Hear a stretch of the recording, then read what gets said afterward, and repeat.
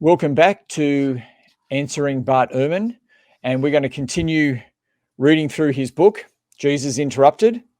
And today we're looking at the second example he gives from the book of Exodus, where he sees a favorite contradiction. So, Matthew, do you want to take over? Yeah, thanks, Sam. Three paragraphs down on page 10, it says, but Ehrman says, or consider one of my all-time favorite passages, the description of the 10 plagues that Moses brought down on the heads of the Egyptians in order to compel Pharaoh to let my people go. The fifth plague was a pestilence that killed, quote, all of the livestock of the Egyptians. That's Exodus 9, verse 5. He asks, how is it then that a few days later, the seventh plague of hail was to destroy all the Egyptian livestock in the fields, Exodus 9, 21 to 22. And he asked the question, what livestock? So it sounds like he's complaining that in the fifth plague, all the livestock were allegedly killed, but in the seventh plague, there's more livestock getting killed. So how does that work? More to be killed. Okay. So you can sort of see his point here. You can, I can see this point. So how about we look at the verses? Yeah, great. Bring them up. Here they are. Behold, the hand of the Lord will fall with a very severe plague upon your livestock that are in the field, the horses, the donkeys, the camels, the herds, and all the flocks. And the Lord set a time, saying, tomorrow the Lord will do this thing in the land. And the next day the Lord did this thing. All the livestock of the Egyptians died, but not one of the livestock of the people of Israel died. And then in the seventh plague, we read, there was hail and fire flashing continually in the midst of the hail, very heavy hail, such as had never been in all the land of Egypt since it became a nation. The hail struck down everything that was in the field in all the land of Egypt, both man and beast. And the hail struck down every plant of the field and broke every tree of the field. So there are the verses. Mm-hmm. What do you want to say? Let's talk about that. Well, yeah, reading the English translation we had, it seems to be a problem, doesn't it? There's a few ways to handle it. I think we have to be sensitive to the way that people use language, don't we? One of the things that struck me was that people use language in different levels of how precise they are. We use the word all in different ways, like all the things happening at all the times. We need to be sensitive to the way people are using language. And commentators on this passage of the original Hebrew, I mean, remember it's a translation into English, they do point to this word having a range of meanings that it could mean like all kinds or animals all over died, something like that. So if I describe a car accident to somebody and I say, all the cars are piling up, it doesn't mean every car in the vicinity died.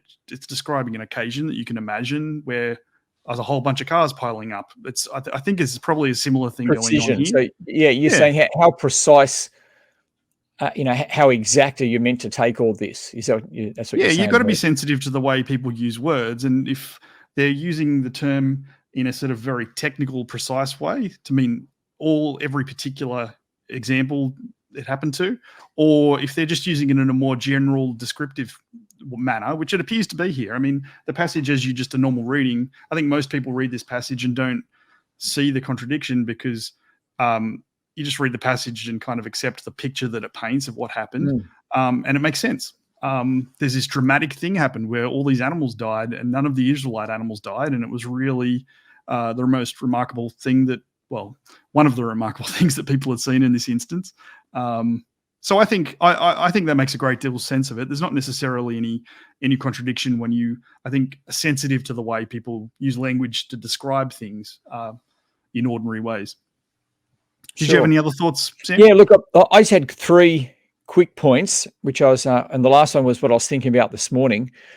The first one is that, and I'm not saying that these are absolutely sure, but Egypt's a big place, right? So they lose a whole stack of animals. It's a big region, right? Up that Nile River is a big region. So they just get more animals.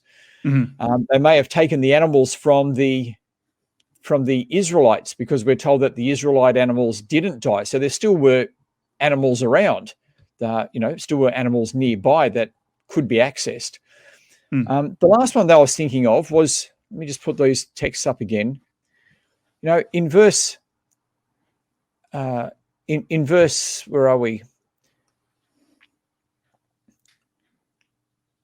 In verse 9:3, it's talking to Pharaoh, and it says, your livestock that are in the field. Yep. And so it may be that there's a contrast between Pharaoh's livestock that the Egyptians, look after. And then down here, it's actually, if we look, the hail struck down in the field in all of the land of Egypt. And so in the previous one, it didn't say all of the land of Egypt. In this one, it actually says all of the land of Egypt. And I'm just wondering if, there's something that we're meant to take from that the seventh one is now all the land specifically.